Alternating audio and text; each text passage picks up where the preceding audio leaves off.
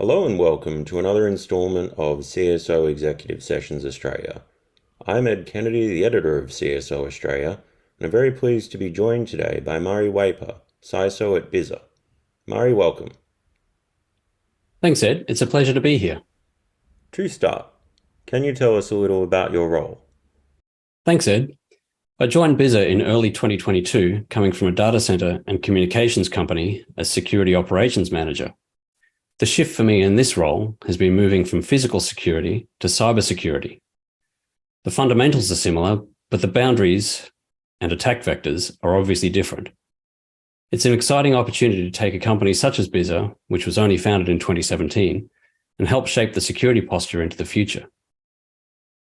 The priorities in my role are to operate and maintain the security framework for compliance and certification. I'm also responsible for the delivery and internal security training programs to ensure our technical teams have the tools and processes they need when developing our products. Additionally, ensuring all staff, not just developers, have security mindset is really important, as not just the software production requires security controls, but all aspects of management and administration are subject to similar checks and change controls. What can you share with us about Bizza's current goals in the cybersecurity space? With the evolving compliance and regulatory requirements around data security, Bizza is focused on ensuring Australian businesses achieve compliance in the Information Security Standard and can effectively prepare for further obligations likely coming their way. We recently passed our ISO 27001 security audit to the new 2022 standard, and this makes us one of the few companies in Australia to have achieved this so far, and the only one in the CDR space, to my knowledge. This doesn't guarantee good security capability, but the new standard does have more contemporary language around cloud services and a few other aspects which are important with the current security environment. Bizza's goal is to ensure we keep ahead of these threats faced by businesses and continue to provide quality solutions for our customers in the CDR space. 2023, of course, follows a very eventful one for cybersecurity in 2022. How would you reflect on the year that was? Well, 2022 saw a large number of institutions disclose data breaches and really highlighted to the public that everyone needs to be committed to better security. I think we no longer accept that institutions can retain personal information indefinitely. It is increasingly apparent that no business is safe from attack or a leak, and that more must be done to ensure data is protected and held for a minimum amount of time before deleted. How do you see 2023 shaping up in the months ahead for cybersecurity? I see there are some real challenges ahead.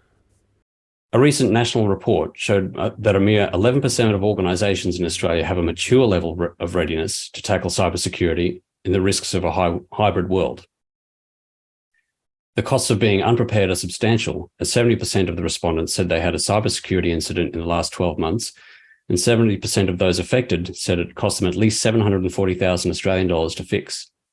Not only that, but cybersecurity insurance costs are increasing each year. In February, there are a number of proposals to change consent obligations under the Privacy Act, and the anticipated release of the government's cybersecurity paper in the coming months may reveal even more recommendations. As these regulations continue to evolve, it will be critical for organisations to ensure they are complying with industry standards when it comes to cybersecurity, but also effectively preparing for the regulatory requirements likely to be introduced. When it comes to the Australian cybersecurity landscape, what pleases you most about its present positioning? It's great to see the rollout of standardised consumer data obligations and systems underway across each sector. This ensures the way data is shared and secured follows international best practice. CDR can enhance this further by standardising the way consumers consent to sharing their data. It sets a high bar for organisations to participate in the data sharing arrangements, as they must be ACCC accredited first. It mandates the communications methods for data sharing arrangements to which the consumer can also revoke their consent. What work do you think remains to be done surrounding cybersecurity in Australia? It was recently announced that the government wants Australia to be the most cyber-secure country in the world by 2030, which came with subsequent announcements, including a range of immediate and upcoming changes to the way Australia will manage and prevent cyber threats moving forward. In discussions to improve the nation's cybersecurity posture, a lot of the focus has been on rising volumes and sophistication of cyber attacks, or who's liable or at fault for data breaches. However, compliance for solutions and data security need to be at the forefront of conversations too. As legislation and frameworks for security continue to develop and evolve, particularly around consumer data, collaboration between the government and experts will be key to ensure a strong ecosystem for improvements to be made. BISA, for example, as CDR leaders, continues to contribute and provide formal submissions to all government consultations and actively participates in the ongoing evolution of CDR. Compliance has, of course, been a particularly big discussion point within Australia in recent times. In what ways do you think cybersecurity leaders can help ensure compliance? The future of business will be the battle of the compliant, as there's a cultural shift towards taking data security seriously. Businesses need to approach and adopt security with compliance in mind. Meeting technical standards and information security requirements is a complex undertaking, and the success of an organization's cybersecurity maturity will start with having the right services, expertise, and technology in place to ensure compliance. With the process of consumer data rights across different industries underway, managing the potential risk in the process of migrating data is critical. Businesses need to ensure compliance with the requirements across the process and even into the future as the technical and security obligations evolve. For those in our audience who may perhaps not yet be as familiar with the consumer data right as you are, can you provide a brief overview of its importance? CDR, as you've heard me say several times already, stands for Consumer Data Right. It's an economy-wide reform that is being rolled out sector by sector by the Australian government. CDR is a framework of standards to enable consumers to access and transfer their information in a usable format. The benefits to consumers is that it gives them the right to share data between service providers of their choosing, enabling them to access and share data to find better deals on products and services. For example, in the banking sector, people have multiple accounts and multiple providers for investment, saving, loans, mortgages, and so on. And it can be difficult for them to stay on top of their finances. Apps that use the CDR will be able to show the consumer a consolidated view of all their accounts. CDR makes it easy to compare products and could give people an incentive to switch providers. In turn, this will encourage competition in the marketplace, leading to innovation, better products, better services. This will benefit consumers and small businesses. Just to unpack the CDR a little more now, could you provide a couple of additional points beyond the fundamentals of other aspects that are significant to the CDR? As I'm sure your viewers are aware, organisations have been sharing consumer data for many years without detailed or even explicit consent. While proprietary methods for sharing consumer data exist, the barrier to entry for small businesses is high, which has led to an insecure data sharing practice known as screen scraping. This involves consumers providing their login details to a third-party service, which then uses those credentials to impersonate the consumer and capture their data from the company or organisation in question. This alone should ring alarm bells for your security-conscious audience. It also does not generally request consent specific to data elements being shared, which means the consumer is in the dark about which data is accessed or how their data is being used and stored.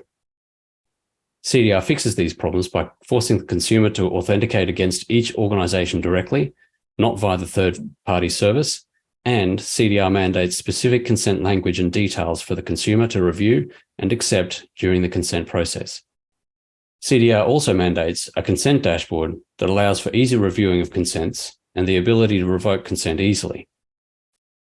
Standardized integration specification is mandated inside CDR for all participants to work against, and the standard information security design follows the industry latest best practices. What security and privacy measures do you feel organizations should prioritize to protect customer data shared as part of the CDR? When consumers choose to use CDR, information is transferred using secure, best-in-class international security standards. All providers must go through a rigorous process to become accredited to provide CDR services to the consumers, and the ACCC manages this process. After the consent process has been completed by the consumer, the accredited recipient is permitted to collect the data from the consumer's existing provider, for example, a bank. Data sent or received must follow the communication standard created by the data standards body. This process allows application programming interfaces, or APIs, and was designed using industry standard best practices to maximize data security. Collaboration can, of course, be so important when building a successful cybersecurity strategy. When it comes to maintaining cybersecurity, how do you envision we can enhance collaboration between cybersecurity leaders and other stakeholders, such as governments and the general public? Be part of the wider ecosystem. The success of data security and cybersecurity hinges on collaboration. The only way data and cybersecurity measures can be effective is if there is a collective effort across business, governments, and all Australians to take security seriously. Everyone needs to work together and do their part. Cybersecurity is a complex ecosystem that requires multiple parties to facilitate just one action. It won't work without collaboration, specifically by consumers who need to follow best practice and stay educated about the security of their sensitive information. Businesses who need to ensure they have effective people, processes, and technology in place to ensure cybersecurity is best practice, and governments who need to protect our critical infrastructure and sufficiently invest in cybersecurity measures as the landscape evolves, and listen to cybersecurity experts across industries. Government and business needs to come together as an ecosystem to strengthen our cybersecurity strategy and overcome security challenges. And with that last question, that brings us to the end of this conversation. Thanks to those in our audience, and Murray, a special thanks to you for taking part in this chat today. Thanks very much, Edmund. Just as this has been a great conversation here, please keep an eye out soon for another instalment of CSO Executive Sessions Australia.